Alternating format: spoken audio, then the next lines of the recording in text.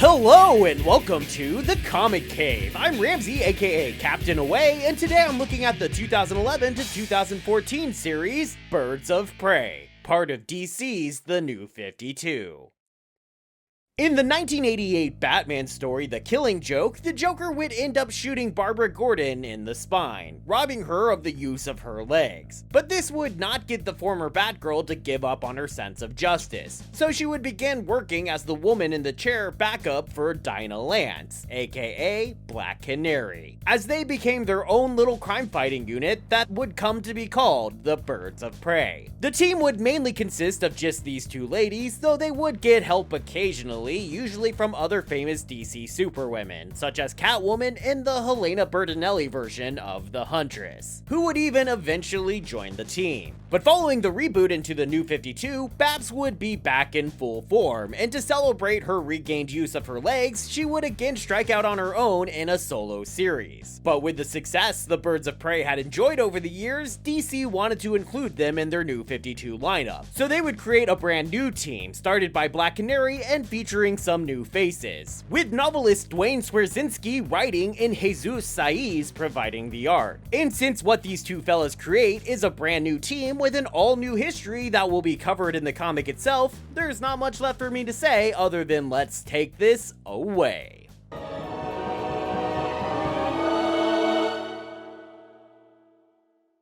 The comic opens on a church. A man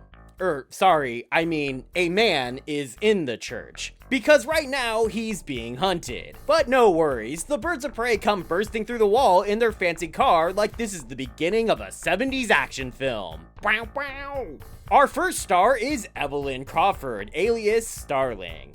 Like the bird, cause, you know, Birds of Prey. Here at the moment, the Birds of Prey is just Starling and Black Canary. Don't be confused if you don't recognize Starling though, she's a brand new character. She got her nickname and outfit from working for the Penguin at the Iceberg Lounge, as Pengy surrounds himself with bird-named women there. We also seem to be going with that being how Dinah Lance got her name, Black Canary, as we see in the series' Zero issue that in an attempt to hunt down an arms dealer, Dinah took a job as a guard at the lounge, which quite unexpectedly gave her the chance to meet both Starling and Batgirl. This then gave us a sort of proto-Birds of Prey as they break free of the Penguin and attempt to stop the arms dealer together. We also learn here that Starling may actually be a plant set to follow Black Canary by none other than Amanda Waller.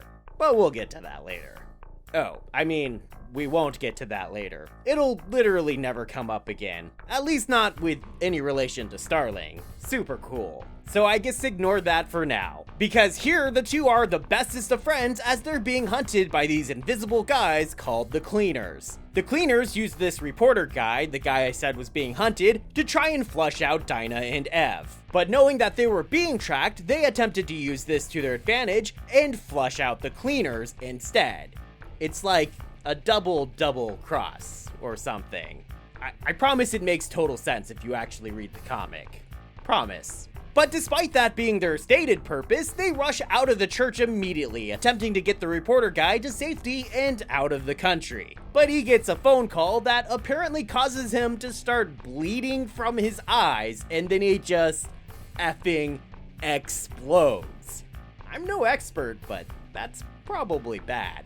Feeling overwhelmed, the birds seek some help, first from Batgirl, who turns them down because she has her own thing, and then from Katana, who Batgirl pointed them to, and later, Canary invites in Poison Ivy. Katana is a murderous vigilante in this continuity, having no qualms about slaying her enemies with her namesake blade, and she'll have no qualms. But Batgirl figures that this will be okay with Canary, who is currently wanted for murder, and with Starling, who is just wanted, I guess. Her history is so vaguely alluded to. It's honestly a little annoying to have so little to tell you about one of the main characters. She seems to have a bunch of military connections, but that doesn't seem to be important or developed on at all. Ivy is also, obviously, wanted by the law, hard established here as a murderous eco-terrorist. But once again, since they're all of questionable morality, the team is largely willing to overlook her outlaw ways, especially once she uses her powers to lead them to a base absolutely filled to the brim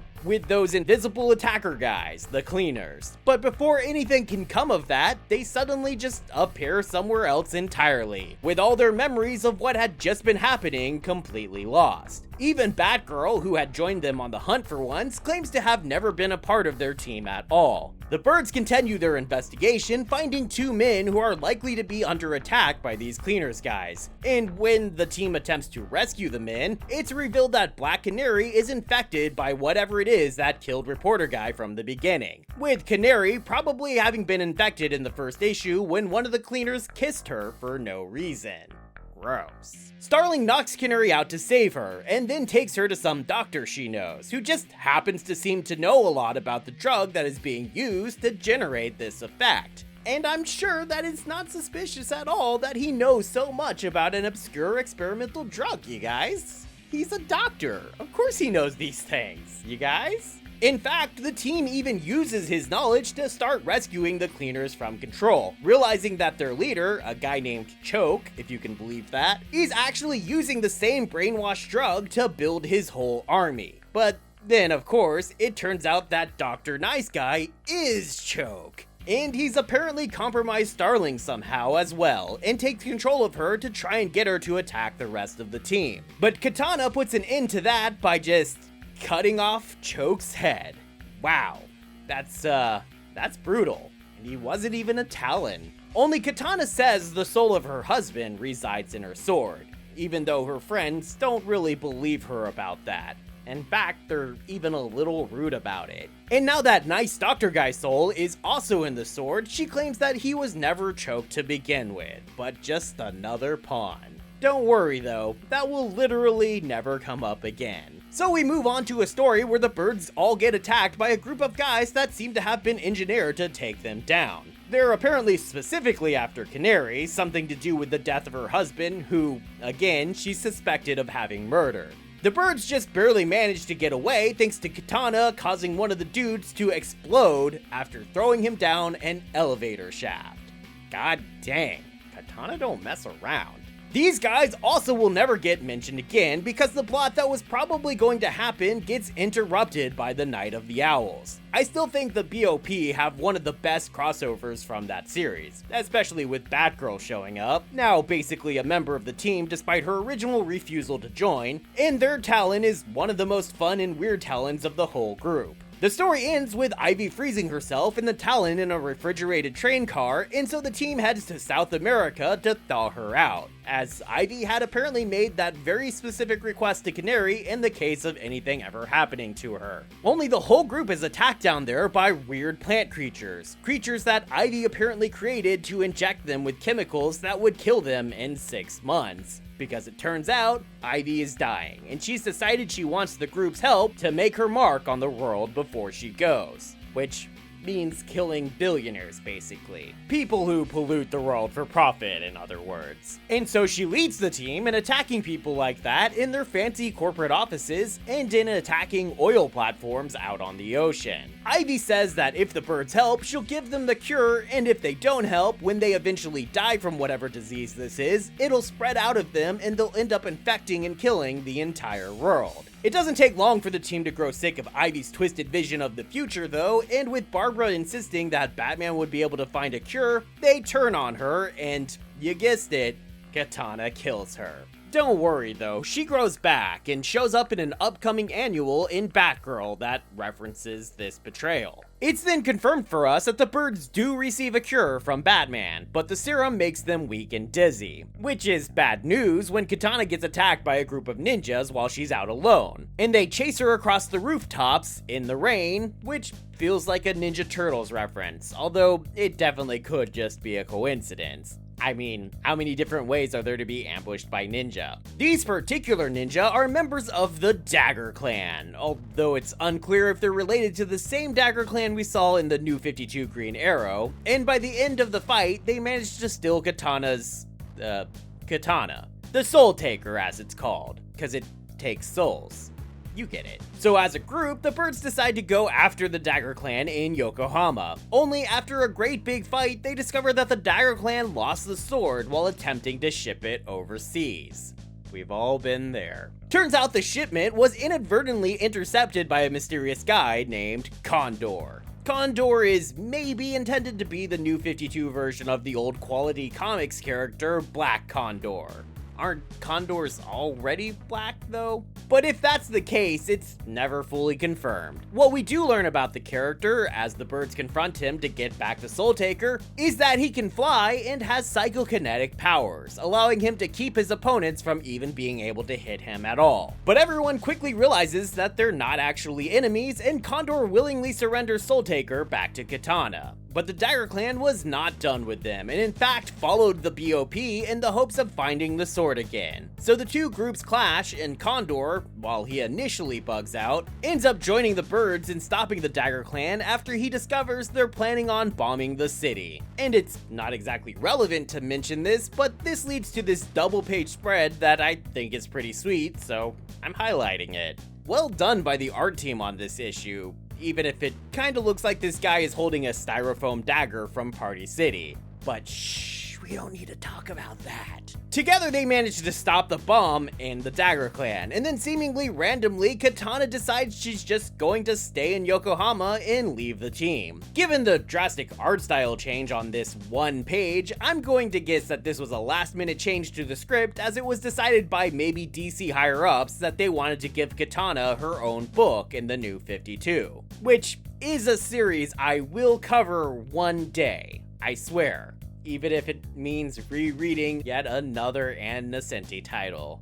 I'll find the strength somehow. Anyway, with Katana gone, Batgirl recommends a replacement for her, Mary Turner, the Talon. During the Night of the Owls, despite working against Batgirl, Mary had expressed silent solidarity with Batgirl. She can't speak, having lost her voice when she was horribly maimed during a Japanese balloon bomb attack when she was a child. I talk about it in my Night of the Owls review if you want to know more. As we see in a Batgirl annual following Night of the Owls, Mary wasn't put in cold storage with the rest of the Talons, but instead held in a state pen outside of Gotham. Catwoman is actually hired by the court to break her out, but thanks to intervention from Batgirl, Mary more or less earns her freedom. So Batgirl gives her the code name Strix, which is Latin for owl, and attempts to induct her to the Birds of Prey. Only Condor crashes their first meetup, assuming that Strix is attacking the group and attempts to rescue them. After the requisite superhero infighting, Condor reveals that he's just trying to help the team out, especially now that he's learned some intel on that same arms dealer that Canary, Batgirl, and Starling were after in the Zero issue that first brought them together in the New 52 continuity. This will kick off Condor more or less officially joining the team from here on out, making him essentially the first male member of the historically all-female Birds of Prey, preceded in the pre-New 52 era by Hawk from Hawk and Dove, though that's been wiped from this timeline. So first or second, however you want to interpret it, I guess. Still, that leads to this moment that I love, despite it being a little fourth wall breaking meta moment where Batgirl tells him,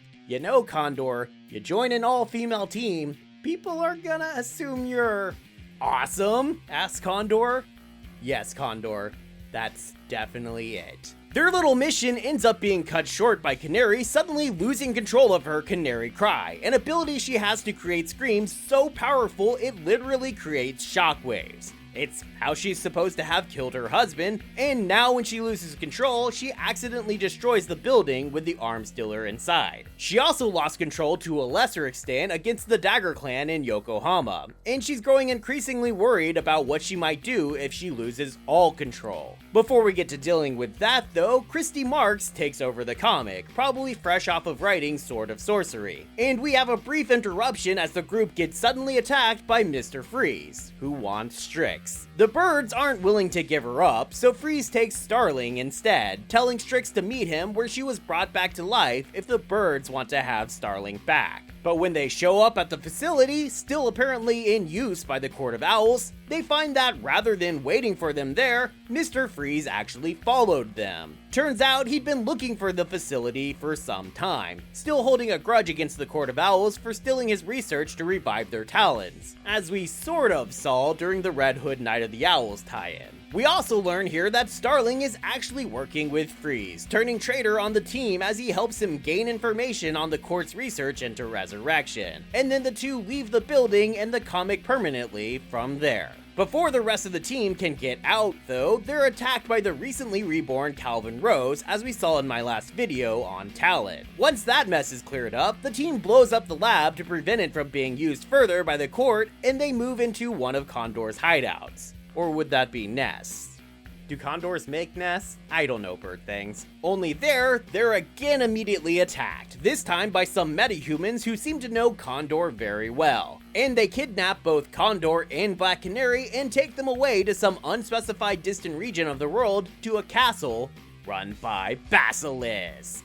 Basilisk is just one of various snake-themed organizations in the DC universe. I think DC was planning to build them as a major threat for the New 52, having also appeared by this point in the New 52 Suicide Squad and as a major part of the Team 7 comic, which I'll be talking about more later in this video and when I cover that comic, probably next. To basically explain what is happening, Basilisk saw the appearance of superpowered people as creating a potential danger for the world. Anticipating a cold war of super people, they began to try and develop their own superpowered army, as did America with Team 7, which included Dinah Drake, her husband Kurt Lance, and, among various other people, a guy named Dean Higgins. Most of Team 7 was killed in attempting to battle Basilisk, primarily by Dinah in her epic shouting, the thing she would later call her Canary Cry, which destroyed the Basilisk headquarters and buried most of her team. Only Higgins apparently merged with the Basilisk leader into a new person, and would take up the Basilisk mission using Kurt Lance's now comatose body that he held onto this whole time, even though we literally saw Amanda Waller with Kurt's body in an earlier issue in this series. But if you'll recall from my Suicide Squad video, we already saw Basilisk had Kurt. Though that doesn't really explain how he got Kurt in the first place, this was at least confirmed previously. Anyway, Basilisk Higgins has been busy creating an army of super people, and at one point that included Condor, who has now been brought back and seems to be reintegrating with his old team. We also learned that Kurt, like Dinah, develops superpowers, but his can be used to shut off other people's powers. And Basilisk is trying to learn how to use that to shut off everyone's powers worldwide permanently. Luckily for the world, though, a mysterious benefactor gives Batgirl and Strix a ride to this undisclosed location. And when they attack, Condor turns against his old team again and helps the birds rescue Dinah and Kurt. During the fight, Lord Basilisk is seemingly thrown to his death, but, you know, they always come back, don't they? Returning home, the birds learn that their mysterious benefactor is a woman named Mother Eve, an old woman that has been occasionally meeting with Canary at a local diner, though Canary was unaware of who Eve really was. Eve is an immortal, like Vandal Savage or Ra's al Ghul, or Ra's al Ghul, or however you want to pronounce that. But unlike those assholes, she's used her immortality to work behind the scenes to try and prop up humanity, rather than destroy it. And partly because of that, and partly because of the way she stays immortal, she has come into conflict with Ra's and is expecting an attack from him soon. We also learned that Eve may be the first metahuman, and the metagene inside of her may be what passed to all other humans with superpowers, meaning any human with superpowers might be her descendant. She's that old, essentially. And all of the people who work for her currently are her own people. And with Canary being a person with a metagene, she may also be a descendant of Eve. So Eve takes in Kurt to start trying to help him revive, and essentially hires the birds of prey to be her personal bodyguards for the expected upcoming attack from Ra's. Before that can happen, though, we get a brief crossover with the Gothtopia event, where we see the alternate Utopia personalities of the characters as the Wings of Truth. As we know from Batgirl, she's Delicious Bluebell, while Condor is now Eagle, Strix is now Artemis, and Canary is Warbler. Not sure why Artemis for Strix though. Maybe they confused Artemis with Athena? Or maybe given that she's in a white outfit now, they're making a weird Harry Potter reference. Also, Strix's presence here makes me wonder about how the Court of Owls is seen in this opposite world. Are they like a bunch of extraordinarily generous saints? None of this is important, I just think it's kinda cool. What is important is that the whole Gothtopia mess pulls the birds of prey away from Mother Eve temporarily, giving Roz the chance to tempt them to his side. For Canary, he offers her a tiny sample of the Lazarus pit to try on Kurt Lance, which temporarily revives him from his coma the tiniest amount. Roz promises her more if she abandons Eve and lets him win their little conflict. Just as an extra precaution, he also tempts Condor, inversely promising him to kill Kurt Lance, since Condor and Canary have been developing a romance pretty much from the moment they first met. But now with Kurt back in the picture, Condor has fallen into being a second stringer. The assault starts when Mother Eve goes into some kind of Odin sleep, but neither of our heroes end up caving to evil, and the birds manage to hold Roz off just long enough for Eve to re-emerge reborn. As a child now, because apparently every time she would die, she instead goes through some kind of regeneration process and comes back out young, so they can keep recasting her as someone new ad infinitum. Having failed, Roz simply takes his men and retreats, and we move on to a story where the birds are sent to rescue another of Mother Eve's descendants, a doctor who has been taken hostage by a rogue basilisk group, because you just can't get rid of basilisk, whichever. Only when the birds arrive, they're ambushed by the Suicide Squad. Aw, shit. I guess. I don't know. The BOP then spends the better part of 3 issues just in this one fight against the Suicide Squad. During that time, we learn it was actually Canary that called in the Suicide Squad, as Amanda Waller had also been a part of Team 7 once. And apparently they both figuratively fought over Kurt Lance at the time, and now they're literally fighting over Kurt, and the fight ends when they decide to let Kurt choose between them. But Kurt is an amnesiac recovering from a long coma, so for him, that means choosing between the strange woman who has been doting over every little thing he tries to do during his recovery, and the strange woman who hasn't, but is offering potential alternatives. So Kurt leaves with Waller, and Batgirl just leaves, seemingly kind of unreasonably angry at Canary for closing herself off from everyone since they rescued Kurt, and also for selling them out to Waller. Strix decides to stay with Mother Eve, who says that they might have a way to give her her voice back, though I believe she doesn't appear again until Gail Simone's Secret Six in 2015, where I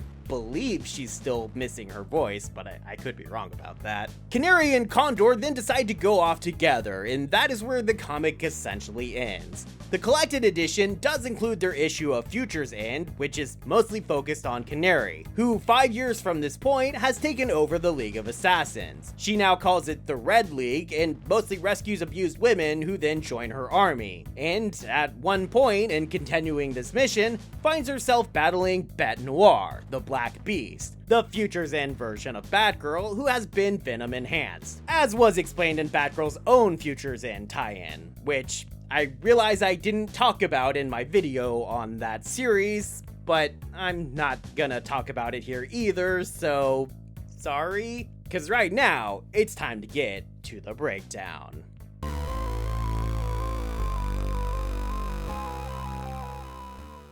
A common refrain from me in the New 52 is that they clearly expected to be able to let storylines stew for years, only to find almost all of them being cut incredibly short. And that definitely happens here. It doesn't help any that the mysterious background of Canary is muddled by DC deciding to do that Team 7 book, or that they just altogether give up on Starling's background, or that Katana was pulled away randomly and clearly unexpectedly to get her own series that, to not say too much, was not as good as this one. And it's a shame because, honestly, for the most part, the story seemed like they might go interesting places. The characters were well written, and the art was great throughout.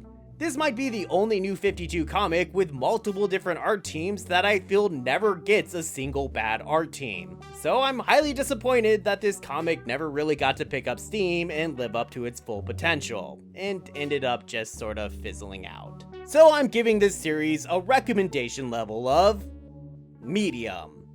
I can see Birds of Prey fans enjoying this series as a somewhat unique addition to the overall mythology of the team, but I'm not sure most other people can get a whole lot out of it.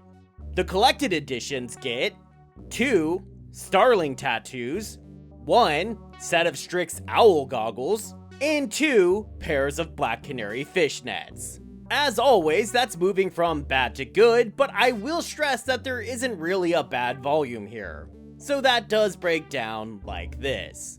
Volume 2 is 6 issues, and Volume 3 is only 5 issues, but also includes a Batgirl annual. Volume 1 is 7 issues, which gives it a slight edge over those other 2. Volume 4 is 9 issues though, which includes an issue of the series Talon, and Volume 5 is an impressive 10 issues. Although it is the only volume in the entire series that doesn't feature a short bonus sketch gallery at the end, which prevents it from getting a higher ranking than Volume 4. Still, a pretty good amount of content in every bite.